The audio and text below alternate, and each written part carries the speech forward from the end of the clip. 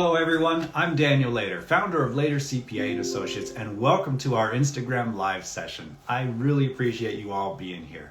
Now first off, whether you're on the East Coast or California, we've had a lot of bad weather and fires this past week, so if you were experiencing any of that, our thoughts are going out to you, and I hope you're okay.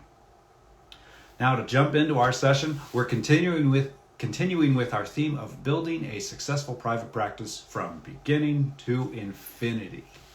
Now, this week's topic is going to be on choosing the right business entity.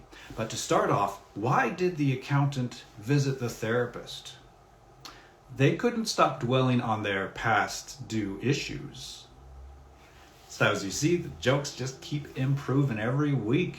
So again, back to our topic, choosing the right business entity. We're going to be looking at three forms of entities: sole proprietors, LLCs, and S Corps. And we're going to address them in a way that a small business will progress from start to growth to infinity, as you'd say. Now, the three factors you're going to be looking at when you are choosing your business entity are going to be liability, taxes, and operational ease. Those are the three things you're going to be looking at, and the only three reasons that matter when choosing a business entity.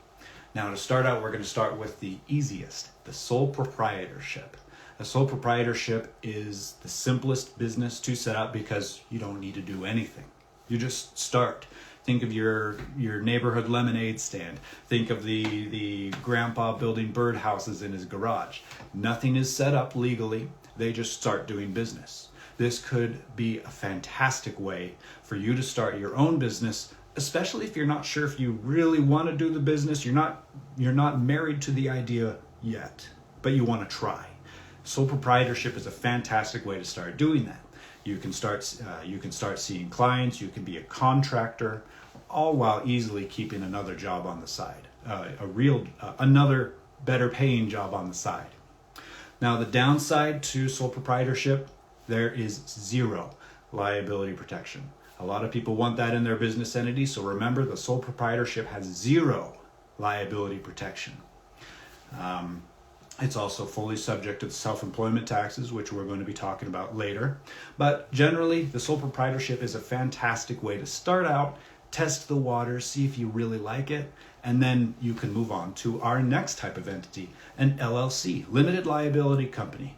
Now, an LLC, we're going to very much simplify it here. There's a lot more that goes into an LLC, but we're going to treat it as if it's just a simple partnership, one or two or more owners, but we're treating it as the next level. Now, an LLC provides the benefit of much better liability protection. You will be, if something happens, your house will be safe, your car will be safe, your retirement will be safe. That's the liability protection that it can provide to you. Now, the drawbacks of an LLC are that now it needs to be registered with the state. Some of you might not be too concerned about that, and that's fine, especially therapists where you're used to having to apply to the state for your license, etc. So that might not be much of an issue to you, but an LLC now does need to be registered with the state it's in. You'll need to get an EIN number from the IRS, and there's a few other filings that may apply to you depending on your location. So that's the LLC. I've found that most businesses that benefit from the LLC are the ones that are past that starting stage, and now they're ready to really invest in themselves, invest in their business, and make it grow. An LLC is a fantastic, flexible way that they can do that. Now, as their business grows, they will want to make another change. A drawback of the LLC is that all of its profits are subject to self-employment tax. Now, I talked way more about this in a prior session from last year. If you have questions about the differences between an LLC and an S Corp, look at those last year sessions I recorded to get more detailed information. But generally, LLCs pay more taxes than the next entity form, which we're going to talk about, which is S Corps. Now, an S Corp it's a wonderful little invention. They haven't been around too long, but they've been around a while. But an S Corp is a tax designation only. An S Corp is not a legal business entity. Now you can have your LLC elect to be treated as an S Corp by the IRS, but your state government won't care. They will still look at your company as the LLC it was originally set up as. Now the benefit of being an S Corp is that now it better handles that self-employment tax problem the LLC has. Now, instead of all of your profits being subject to the self-employment tax, the S Corp limits your payroll or self-employment tax just to an amount of a reasonable salary you're required to pay yourself. So if you're getting a salary of $40,000 a year, but your business's profits are $200,000 a year, that gap, that $160,000 gap, is not subject to payroll or self-employment taxes. If you're an LLC and your income is $200,000 a year, that entire amount is subject to self-employment taxes, which are similar to payroll taxes. So the big benefit, the main reason people switch to an S Corp is tax savings, to reduce that amount, that payroll self-employment tax they need to pay themselves. That's the big benefit, and that's the one most people are going to talk about with you. Now, the drawback of the S Corp is it is more difficult to set up. Not too difficult, but more difficult to set up than an LLC. It requires stricter filings. You are required to file a separate tax return for the business now. Even if you only have one owner, you're required to set up payroll. So if you're doing payroll yourself, you still need to set that up and pay those fees to run that, or you'll hire a payroll provider to do that for you. Also, the ownership, who can own and be a partner in an S Corp, is much stricter as well.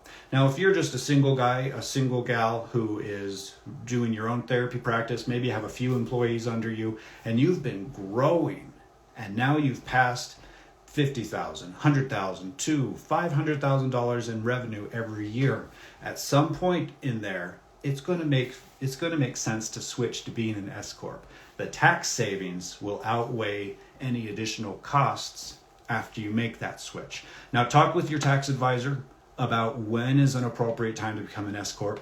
I do not advise being an S Corp when you're still at $0, $5,000, $10,000 in revenue. It just doesn't make sense. The costs don't outweigh, or the benefits don't outweigh the costs. But when you start getting into those double, even triple digits, then you should be looking at becoming an S Corp and experiencing those tax savings. So generally, just to run through the progression of things, I always recommend that a new business, if they've passed that sole proprietor stage, they've tested the waters, they like it, they want to do their business, register as an LLC. Until do that, it's the most flexible. It's not too complicated to set up. Become an LLC.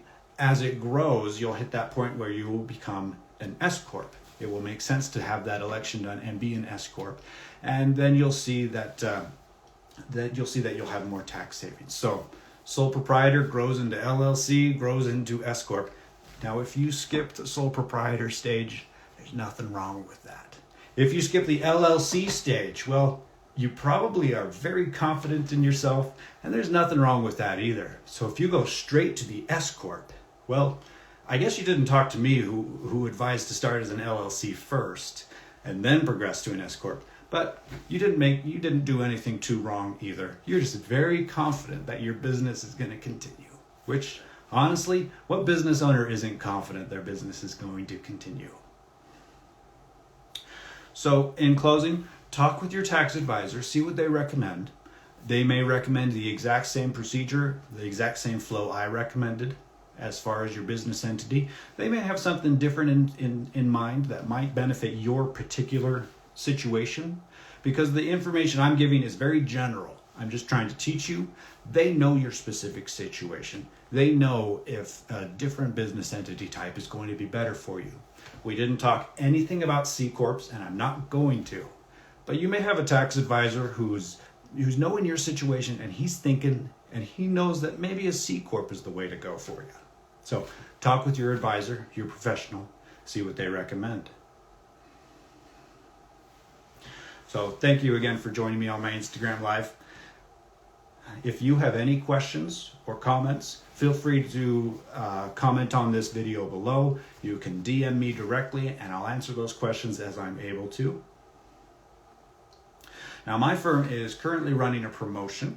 It's 25% off our introductory service, our Financial 360. If you DM me, set up a meeting, and speak this phrase on our phone call: calm cash flow. So again, schedule a meeting, have a chat with me, and mention that phrase, calm cash flow. And we'll take 25% off our Financial 360 for you.